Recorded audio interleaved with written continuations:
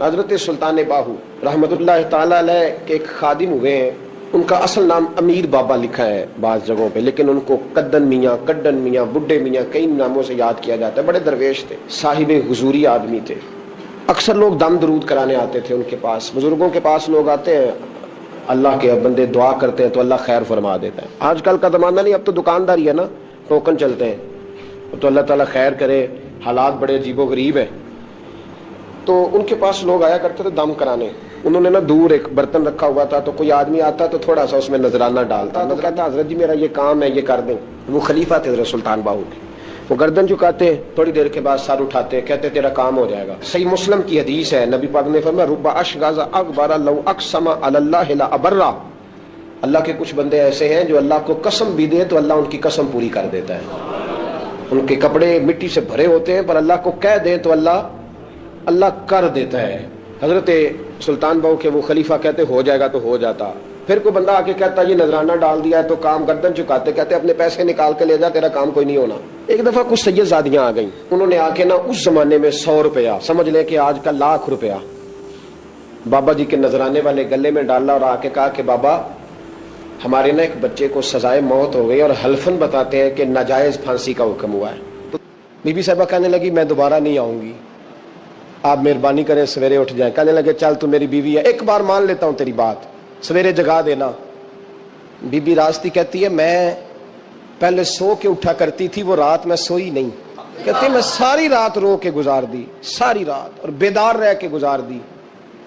سویرے فجر کے وقت پانی گرم کیا، بغل میں مصلی لیا، خامد کو بیدار کیا، وضو کرایا، اور کہتی ہیں جب وہ اللہ اکبر کہہ کے سنتوں کی نیت باندھی تو میرے اس طرح آنسو گرے جیسے سیلاب آتا ہے اور دریا کا بند ٹوٹتا ہے، اور میں نے رو کے کہا مولا میرے اختیار میں یہیں تک تھا، میں مصلی پہ کھڑا کر سکتی ہوں، میں دل تو نہیں نہ بدل سکتی، وہ تیرے قبضے میں ہے، مقلب القلوب ہے، فضل کاری اس کا دل بدل دے۔ فرماتی ہے میں روتی رہی، 2 رکعتیں پڑھ کے میری طرف دیکھا تو فرضوں کی نیت باندھ لی، اور 2 فرض پڑھ کے پھر میری طرف دیکھا، کہنے لگے خبردار سویرے جگانے آئی تو۔ میں نے کہا جی نہیں جگاتی، میری طرف دیکھ کے کہنے لگے تو نہیں جگائے گی آج کے بعد میں تجھے نماز کے لیے جگایا کروں گا، میں تجھے جگاؤں گا۔ آپ فرمانے لگی وہ نمازی بن گئے، میں پہلے ہی نمازی تھی۔ جب ان 2 نمازیوں کا ملاپ ہوا تو اللہ نے سلطان باہو جیسا بیٹا عطا فرمایا۔ ہار خریدا تھا 100 کا اور نقد بھیجا 160 کا۔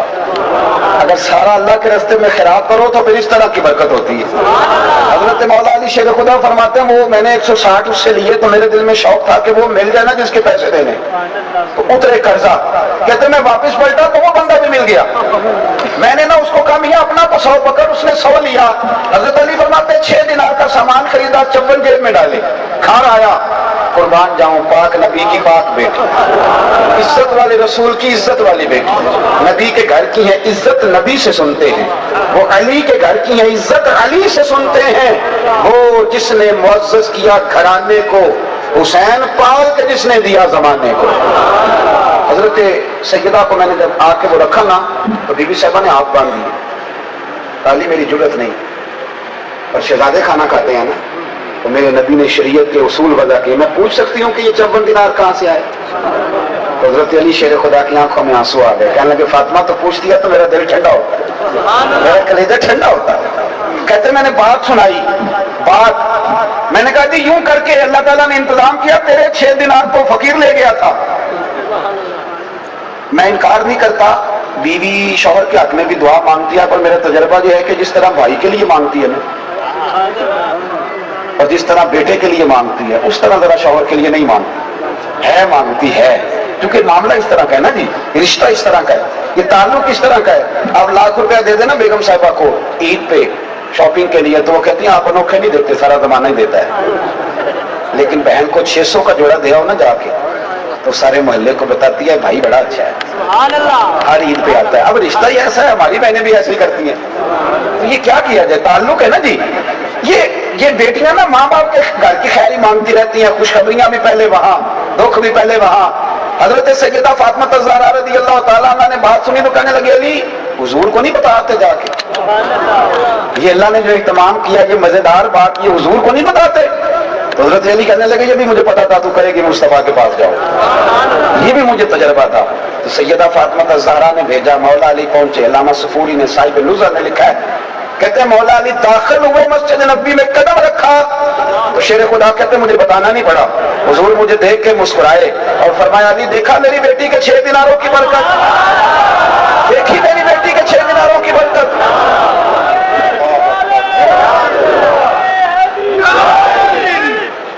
فرماتے ہیں دیکھا, اور کہتے ہیں جب اگلا جملہ حضور نے کہا تو میری خوشی کی انتہا نہ رہی. فرمایا علی تم پوچھنا چاہتے ہو نا کہ تمہیں اونٹ بیچ کون گیا اور خرید کے کون لے گیا؟ فرمایا وہ جو بیچ گئے وہ میکائیل تھے اور جو خرید کے لے گئے وہ جبریل امین تھے.